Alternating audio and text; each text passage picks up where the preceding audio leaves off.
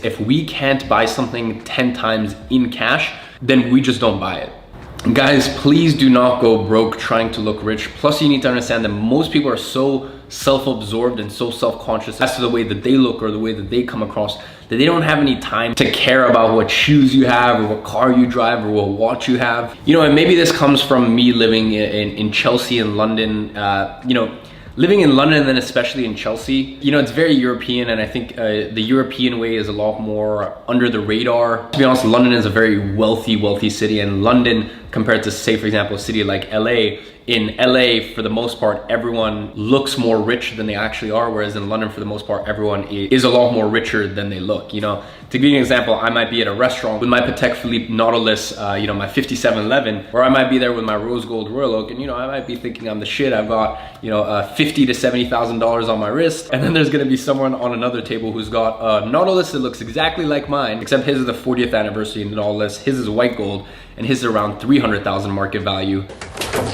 Mine is only around 70,000. But to a person who doesn't know about watches, you would never be able to tell the difference. So I think for me, maybe it's just the fact that that in London, you're never gonna win the who has a bigger dick game, because whatever watch you have, someone will have a more expensive one. In Chelsea and London, if your car costs 300,000, get in line. You know, that's pretty common. And if your car costs 500,000, then you just know that there's gonna be someone who pulls up to the restaurant in an original Mercedes SLS Gullwing, and that car costs, you know, 1.5, 2 million. So once you realize that there's no point in trying to play that game, because the game is rigged, because you'll never win. You know, no matter how much money you make, you're not gonna win that game. And even if you do, who cares? So, you know, when it comes to just dress the way that you want to dress, I don't really wear any designer. You know, I do like to get some of my pieces from Loro Piana or Zegna or Sandro, the Couples. Those are some of my favorite spots. But a lot of my stuff I get from Uniqlo, and I just get tailored. Or Zara, I get a lot of jeans and trousers from Zara. Rag and Bone is one of my favorites. So on any given day, I might be wearing a $1,500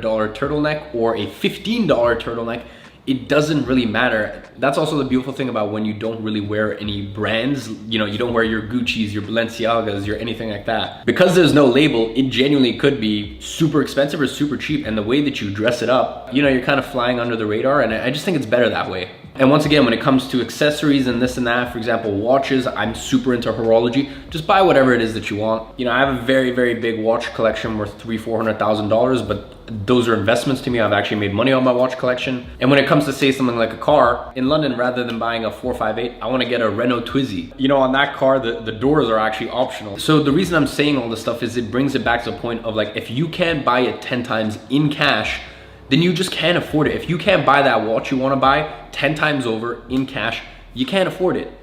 If you can't buy that car 10 times over in cash, you cannot afford it. And you need to understand that. And I think truly rich people who are going to stay rich do understand that, and don't get sucked into the game of who has a bigger dick and showing off and this and that. For rich people, if they can afford it 10 times over and they're actually into cars, then they buy cars. If they're into watches, they buy watches. Whatever it is that actually makes them happy, but they do it for themselves. And they don't do it in a way that screams to the entire world. So guys, please remember that if you can't buy it 10 times over in cash, you can't afford it.